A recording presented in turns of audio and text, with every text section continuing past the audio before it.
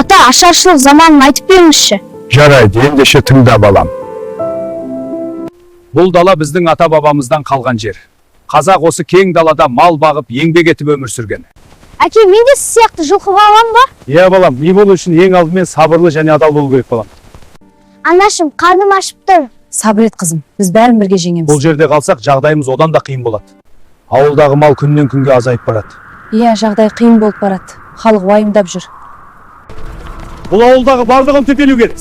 Бұл жаңа заң. Барлығы мемлекетке беріледі. Біздің малды алып кетпеңіздер. Біз қалай күн көреміз? Бұл мемлекет шешімі. Елім ай, босап қал кең далам. Аштық келді ауылға ай. Біз кетеміз бе? Иә, кетеміз. Қайда барамыз? Алға жүрейік, жол ұзақ. Біз қайтадан ауылға ораламыз ба? Алла қаласа, бірақ алдымен аман қалуымыз керек. Анашым, қарным ашты. Шыда қызым, бәрі жақсы болады. Ассалаумағалейкум. Уағалейкум ассалам.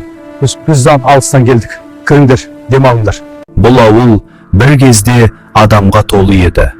Қазір бәрі тыныш. Аштық көп адамды алып кетті. Талай ауыл бос қалды. Бірақ қазақ халқы берілген жоқ. Сондықтан сендер қазір бейбіт заманда өмір сүріп жүрсіңдер. Солай балам.